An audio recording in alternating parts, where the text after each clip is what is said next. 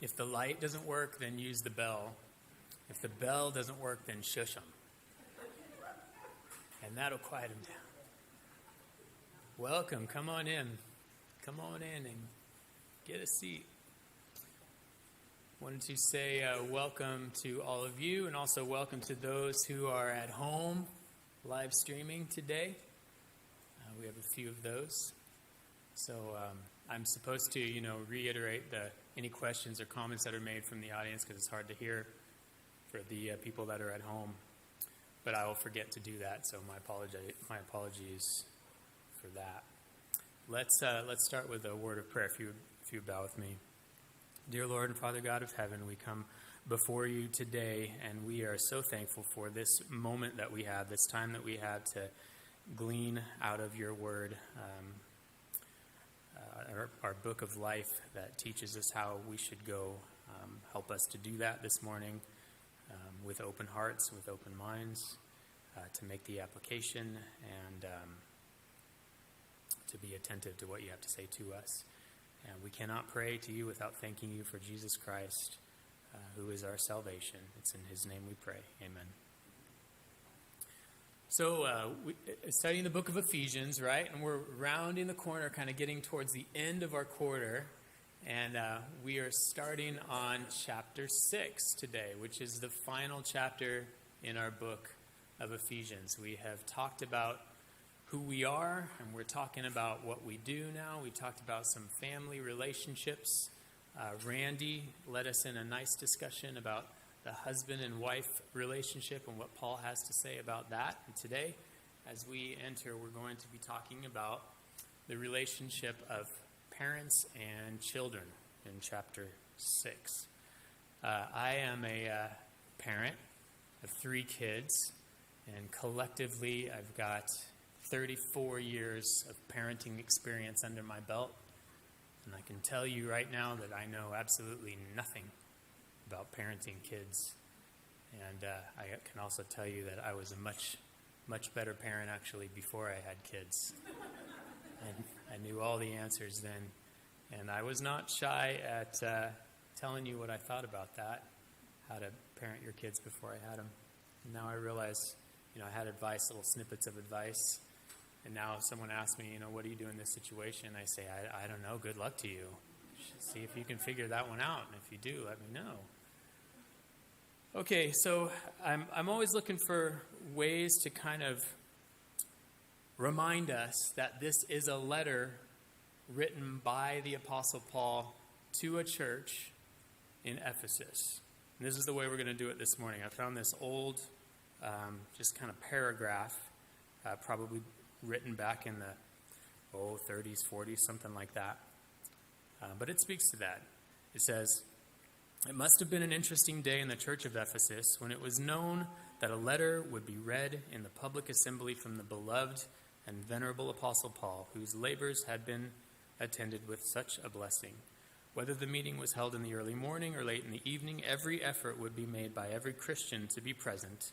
And even as they were walking towards the place of meeting, a certain briskness of manner and eagerness of expression would show that something beyond the common was expected.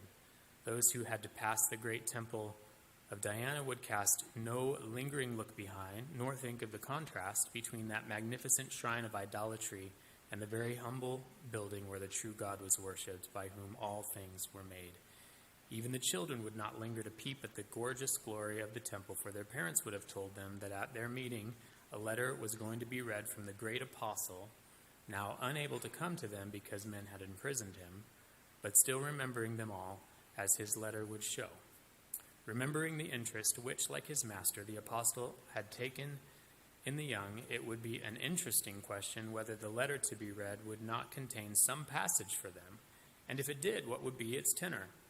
Perhaps the most attentive of them would begin to feel weary as 5/6 of the letter was read, but no word yet for the children. But at last the message comes, and when it comes, it appears that it is not only about them, but addressed to them. The apostle looks them full in the face and says, 'Children.' And when the children's morsel is brought out, it is perhaps not quite what they expected. It is not a sugared morsel, nor is it particularly affectionate in his terms. It is not a nice little story or a poetical allegory carrying them to the realms of dreamland. It is just a simple, practical requirement. Children, obey your parents in the Lord. So we're going to take these 4 verses in Ephesians chapter 6. We're going to read them real quick all together, and we're going to dissect them very slowly this morning and see how much we can eke out of this passage here. So Ephesians chapter 6, read with me. Verse 1, children, obey your parents in the Lord, for this is right. Honor your father and mother, which is the first commandment with promise, that it may be well with you and you may live long on the earth. And you fathers, do not provoke your children to wrath, but bring them up in the training and admonition of the Lord. So before we get started, let's talk about this little slide here, which is the qualifications of Paul. And you all know this. It's from Philippians and 2 Corinthians as well. These are things that Paul has alluded to in the past that make him worthy of listening to, right? So these are his his curriculum vitae, or the things that make him credible as a speaker, right? So he is superior in genealogy. He calls himself a Hebrew of Hebrews. He's a Pharisee.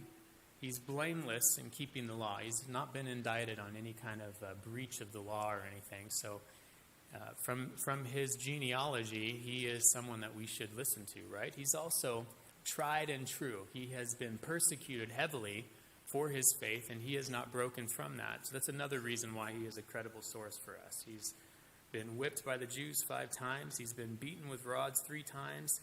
He says he's been stoned. He's been shipwrecked 3 times. And he survived many perils at sea with robbers in the wilderness, among false brethren. He's had sleepless nights. He's starved. He's been thirsty. He's been cold. He's been naked. All of these things that he says, and he says he's quick to say these are all a loss when it comes to the cause of Christ. But these are things that make him a credible source and make us want to listen to what he has to say, right? But one thing we notice is not in there is this, right? There is no Husband of the Year award that was presented back in 59 AD. And if there was, he wouldn't have got it, right? Because we know he was a single man.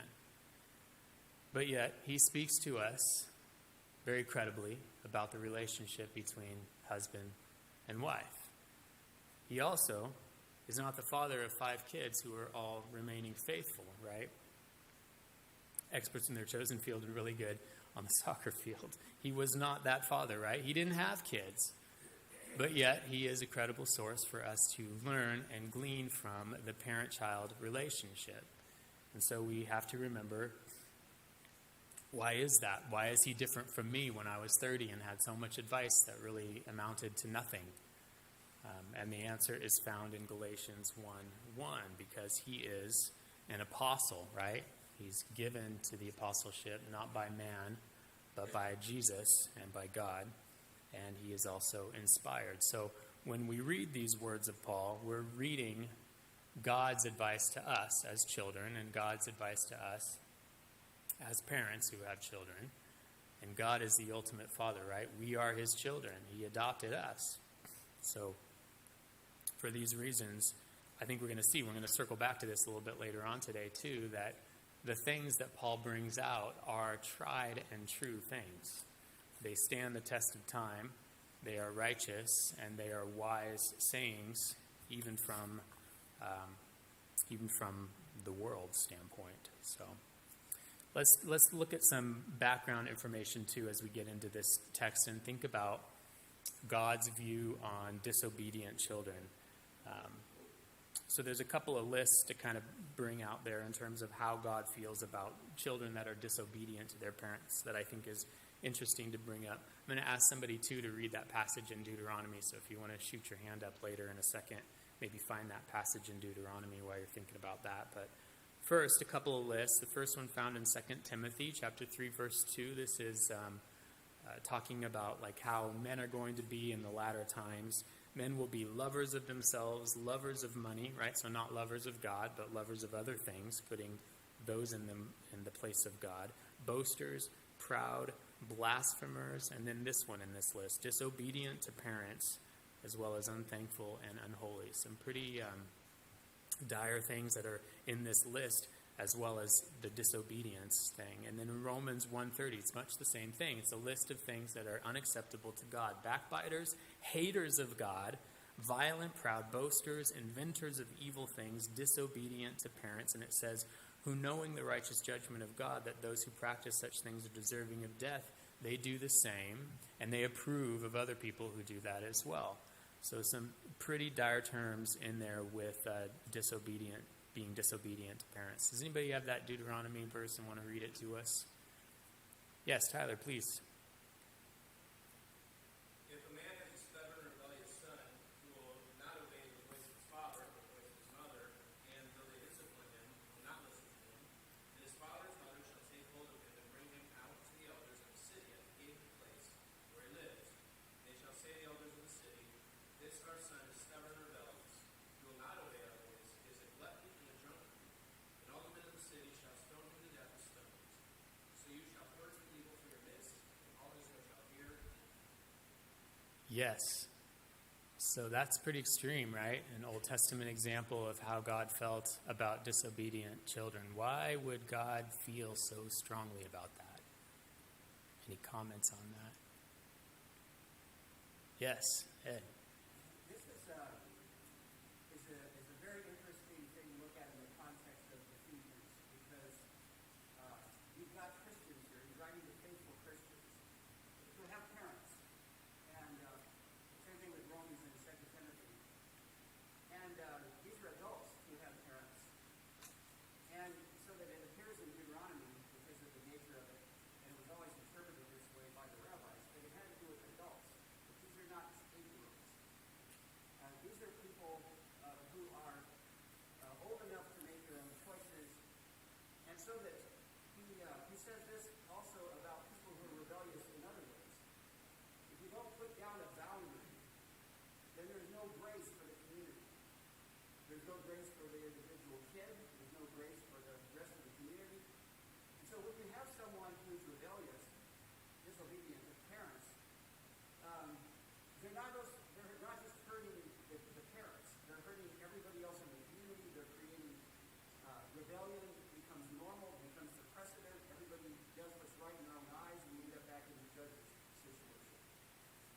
And again, in the context of Ephesians, you had some Jews whose kids became Christian, and they were telling the rabbis, we need to kill these kids of ours because they're rebels, and they're creating havoc in the Jewish community by following this Jesus character. And so when you realize that's the reality of the historical period that they're going through, this is almost scandalous for him to tell those of us who are Christian, who our parents are persecuting us. You've still got to listen to them and try to do the things that they ask you to do when they don't violate the teachings of Christ. And it goes back to 521. The only way you can do that is through the fear of Christ. Of course, being a parent who has children, you have that same kind of potential dynamic where you might be a person who's been a Christian for a time, but you're older in your years and you still have kids that are not Christian. And those kids are misbehaving. So then how are you going to deal with that? And in Ephesians, he doesn't command us to go around bringing our kids before the elders of the church and then stoning them to death. And so the questions we're asking, why is it that he says that we need to have this kind of firm boundary in terms of kids? Well, he's not talking about 8-year-olds. This is something that creates disturbance in the community. It creates disunity, not just in the local church, but in all of life. And we've got that in America in spades. Mm-hmm. And I think, oh, go ahead, Angie. I was going to say, yes, and then also just in terms of God's view on disobedience, that is evil, right? That is a potential influence, and that is something that needs to be purged out completely, right? Just removed, axed out, which is why we are called as parents to drive out the fool in our child. Angie, did you want to add to that?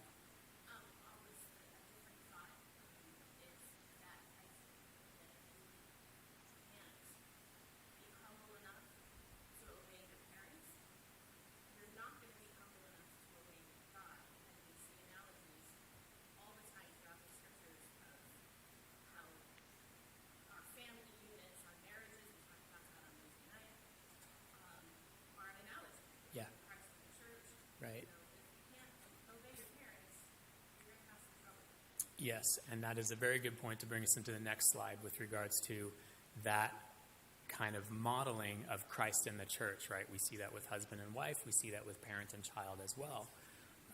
And we need to remember that we are all children, right? So when we're reading this passage about how children should obey and honor, don't think about it in pediatric terms, like your kids that are elementary school age need to be learning this, because it's talking to us. And I think that's an important thing to remember. We are all children of somebody, right? We all have parents in different phases of life. Some of us have parents that are younger. Some of us have parents that are aging, and some of our parents have passed away. Maybe both of our parents have passed away, right? But we are children, and we have elders that we respond to, and we can obey and honor those elders as well. But as Angie points out, we are all children of God, and this all points to our relationship and how we respond and how we act to God. So think about all these applications, not just the obvious little kid ones. So he says this word obey, right, in this first part of this verse 6. Children, obey your parents in the Lord, for this is right. We're going to kind of dissect those little terms there. Obey, do it immediately. Don't wait to be threatened. Do it without a grudge, because you know that your parents, in general terms, especially Christian parents, and Ed pointed out that he's speaking to Christian kids and Christian parents, right? In general, Christian parents would have the best interests of their kids at heart. This next phrase, in the Lord, is an interesting one, and it has some different possibilities in terms of what it could mean.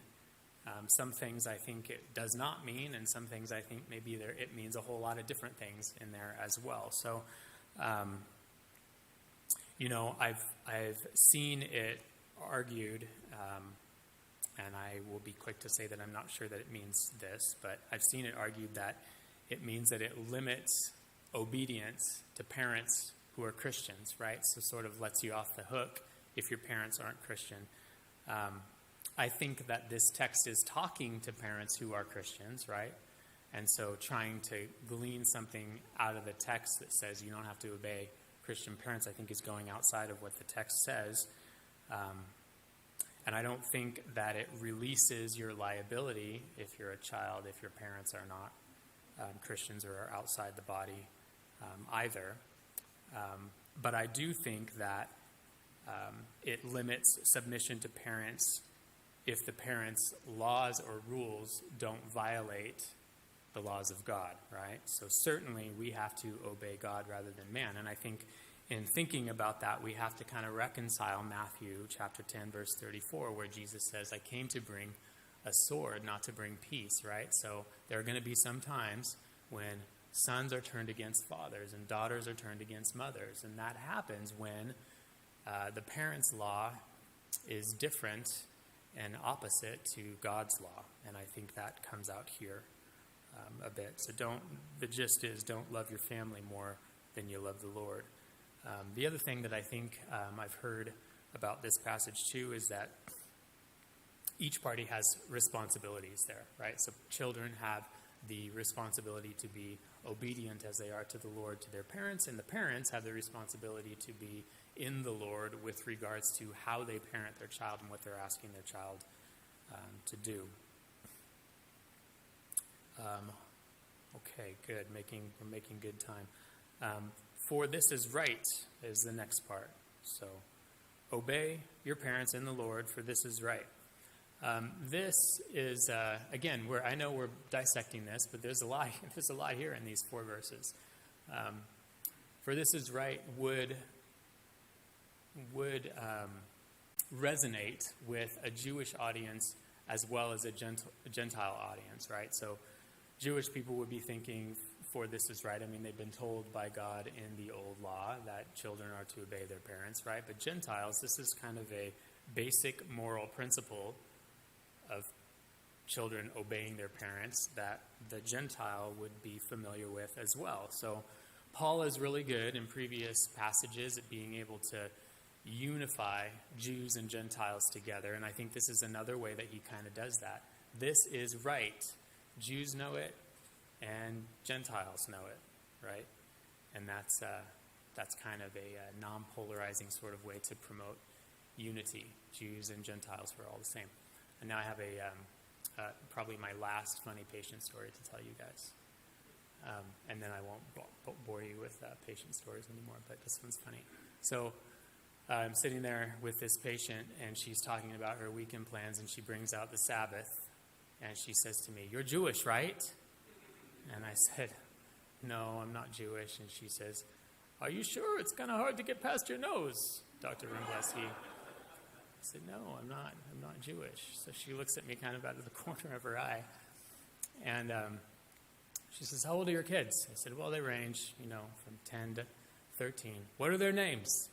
I said, "Well, I've got Rachel as my youngest and Eli as my oldest." And she goes, "You're Jewish." She knew it from the names. So I don't know. I never thought that I was Jewish. I always thought that I was Gentile. But now I'm starting to kind of wonder, maybe I am Jewish. But it doesn't matter, right? We're all the same. We're all Christians for Christ. And that is pointed out in this statement, for it is right. Okay, and then the next part here. Honor your father and mother. This is a quote from the Old Testament, which is the first commandment with promise, that it may be well with you and you may live long on the earth. So let's talk about this word honor up here. So honor, this is an Old Testament quote from Exodus chapter 20. That's where it was first. It's in the Ten Commandments. And then Deuteronomy 5:16 is the one that's quoted here. And it says, "Honor your father and your mother as the Lord your God has commanded you, that your days may be long and that it may be well with you in the land which the Lord your God is giving you." So Paul points out that it is the first commandment with a promise. And that is true. There is a promise attached to it, right? So it's kind of you do this and you get this sort of a commandment that we don't see in the Ten Commandments before. And I think that's interesting because of how well little kids respond to that type of parenting, right? You do an action and you get a reward. It's action-reward-based parenting, right? So that has a promise attached to it that is proverbial in nature, right? Sort of like a proverb. So if you honor your father and your mother, it may be well with you, it may go well with you, and you may live long on the earth. Now, that's not always the case, right? Because we know that there are some good children that die young, and we know that there are some disobedient children that live long lives, right? So it is a proverb for sure. I can't help but think of if the Jewish audience kind of thought, well, it's not really proverbial because we used to stone them when they didn't obey, right? So we used to stone them. They would get stoned with rocks, not drugs. They would get stoned. They would not be able to overcome that. It makes me think of that statement that I used to get told when I would disobey my mom, and she would say, "I brought you into this world." What's the rest of that? "I can take you out of this world," right? In my cocky years of being like 14, I challenged my mom on that one. I said, if you took me out of this world, you would go to prison for the rest of your life. Or you might even get the death penalty for that. And what followed was a very calm story of a premeditated way that she had in her mind of carrying this out. It was chilling to the bone. It was like a Dateline episode, and it was terrifying as a 14-year-old. It was very good parenting. So I would suggest that if you're going to say that to your kid, that you think about what your response is going to be when they challenge you on that one.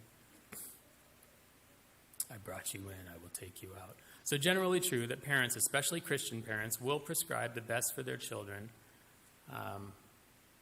because wise counsel should lead to in general, happier, longer life. All right, so here are some things that I think are good kind of starting points for us in our discussion about honor, and what that means and what that is.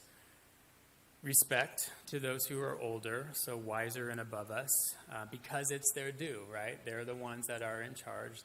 They have been around longer. They are wiser, and they are due respect for that. Also, gratitude. Children are to show gratitude to their parents.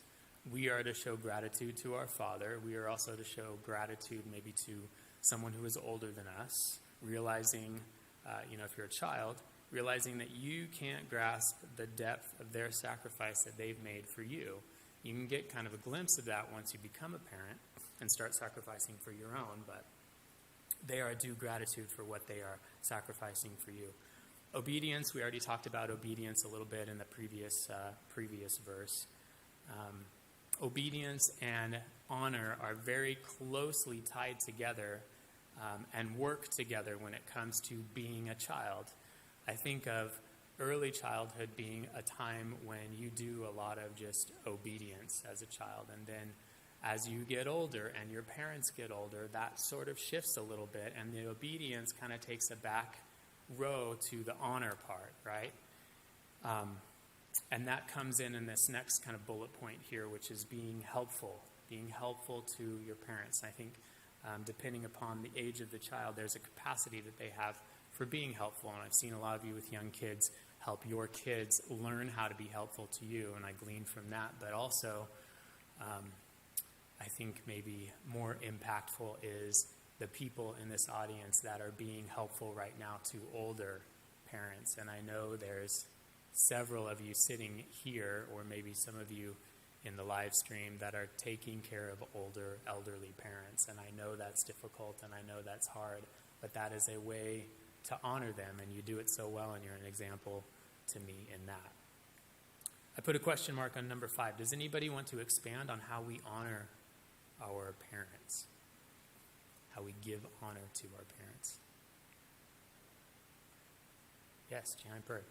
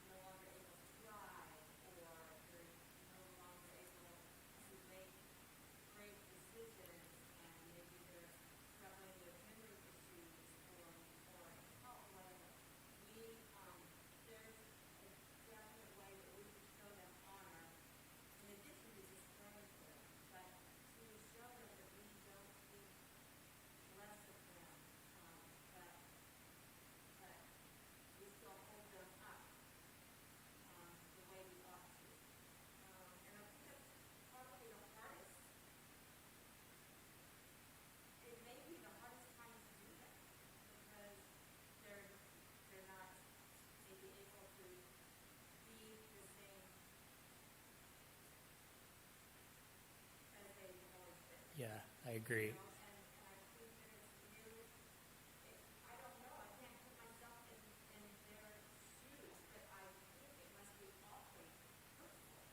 Yeah, so yeah.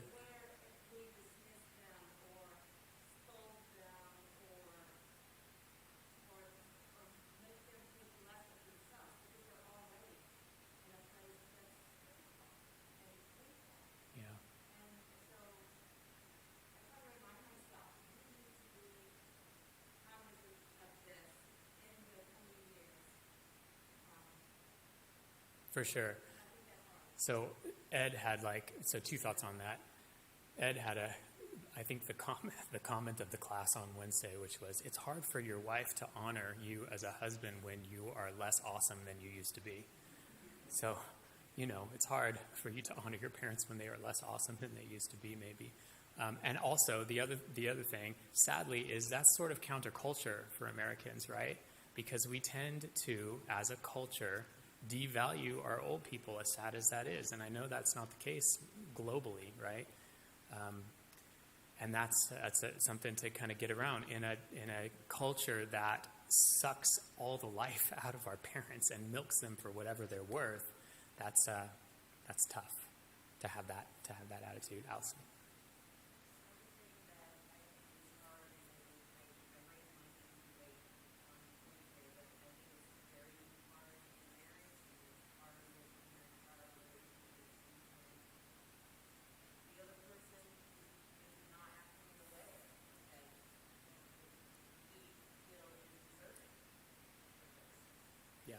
It's true. Very hard to, whatever, love your wife when she's not very lovable.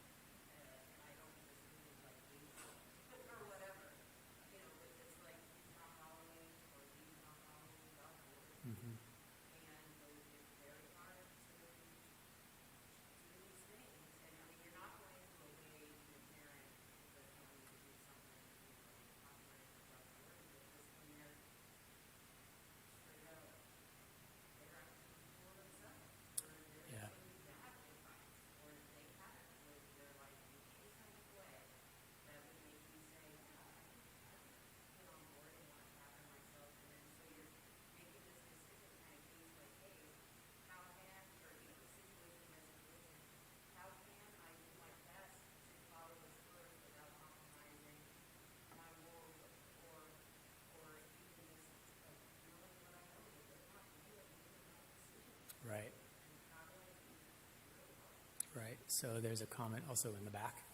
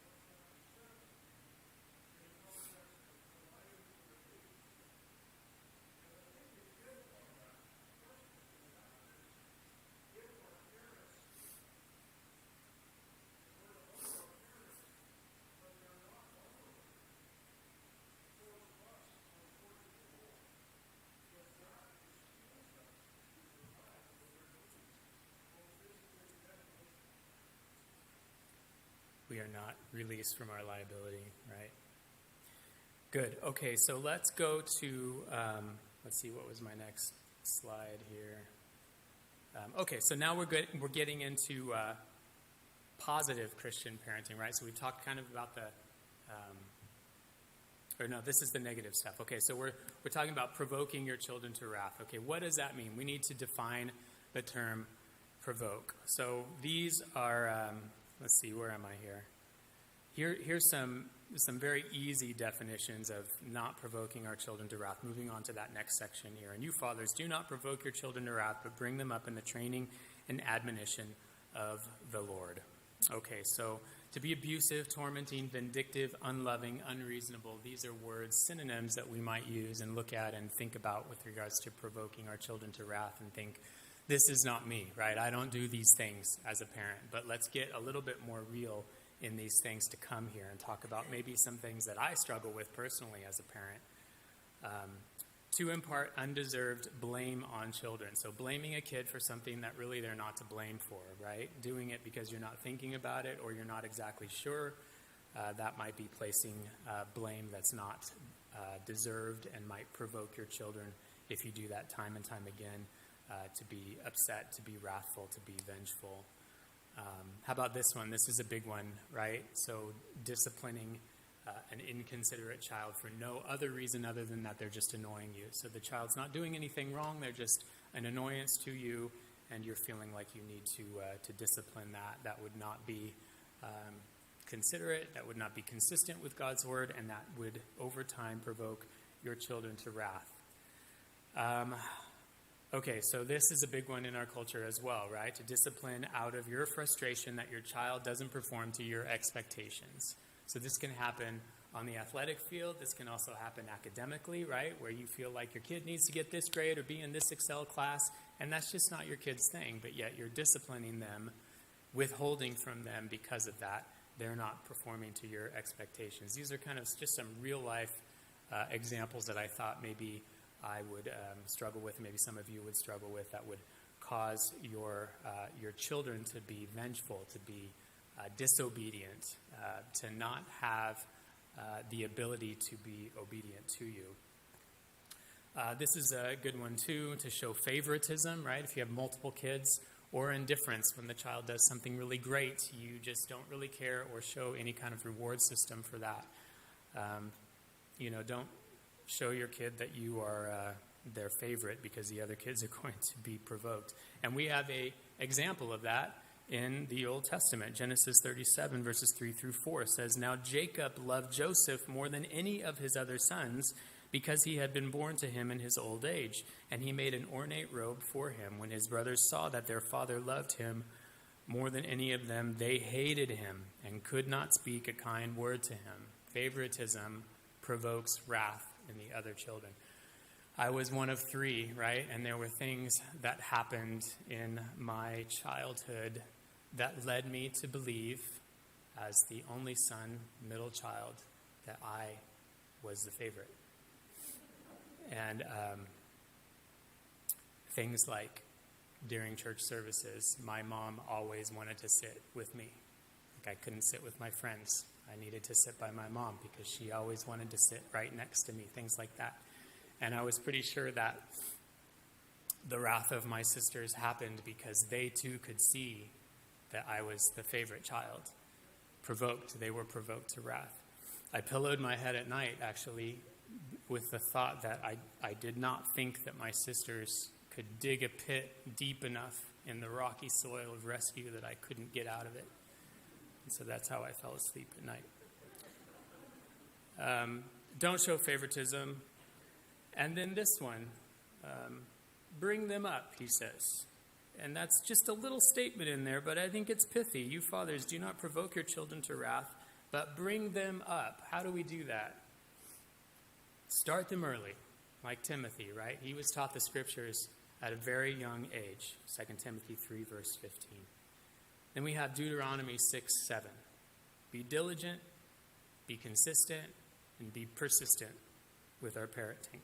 When we sit, when we walk, when we lie down, when we wake up, we're talking about these things consistently and persistently with our children. That's how we bring them up. We bring them up with love. We bring them up through prayer, and we are examples to them as well.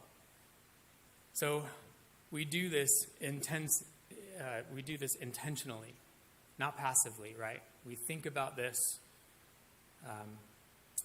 We think about what our goals are. We revisit regularly what our goals are, and we realize that somebody, someone, somewhere, something is going to bring them up, and it better be us, right? So make sure that it's you, and be intentional with regards to bringing them up. Okay, so this next part, this is the positive Christian parenting part, right? So we talked about the negative, now we're going to talk about the positive part. So these words are difficult to translate from the original Greek, so we're going to spend just a little bit of time, a couple minutes, talking about what these things are. Training, so bring them up in the training and admonition of the Lord.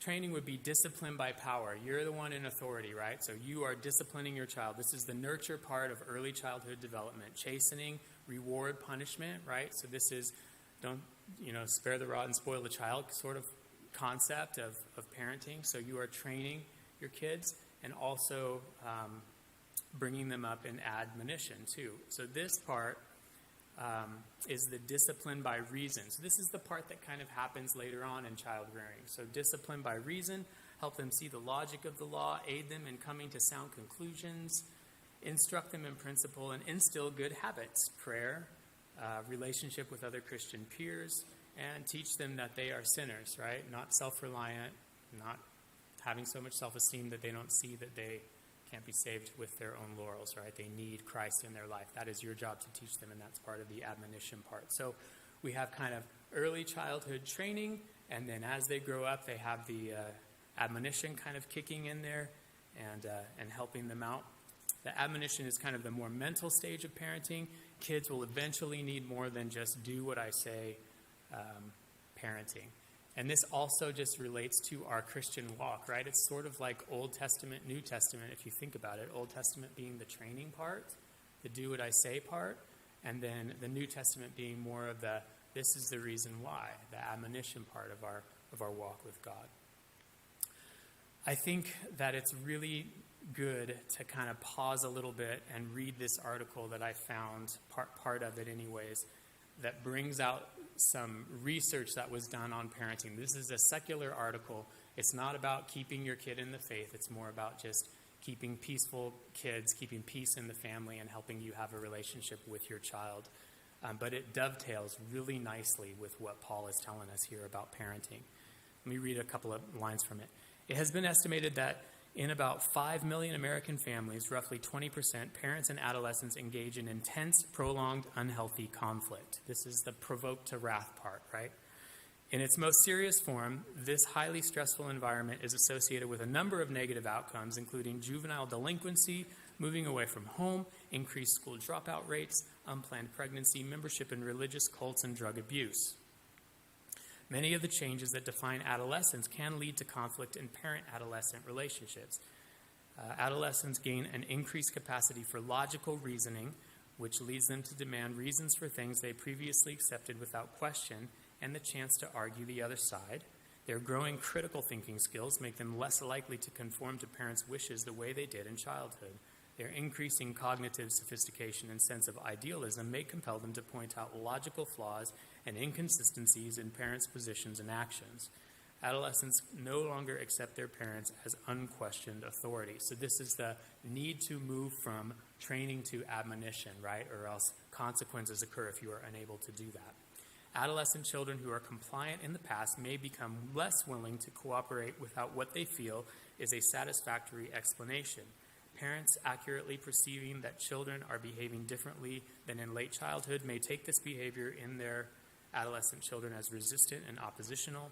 They may then respond to this perceived lack of cooperation with increasing pressure for future compliance, which adolescents experience as a reduction in their autonomy just when they want and need more. So provoking our children to wrath because we can't make that change. Studies have indicated that children whose parents were authoritative, that's able to be trusted, accurate, and true, authoritative parents, warm and firm, demonstrated that higher levels of social competence and maturity than children who had been raised by permissive, authoritarian, that's enforcing strict obedience at the expense of personal freedom. So permissive, authoritarian, neglectful, or indifferent parents.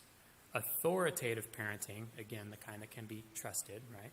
Authoritative parenting, which is the combination of consistent parental responsiveness and demandingness, has been linked by many studies with positive emotional adjustment, higher school performance, and overall maturity in childhood and adolescence. In contrast, parents whose style is not authoritative may encounter new difficulties when their children enter adolescence. So just a sum up of a bunch of research projects that were done about 15 years or so ago.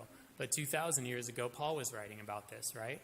Already. And I think it's just kind of interesting how it goes so well together. Again, that was secular research. Remember what our goal is, right?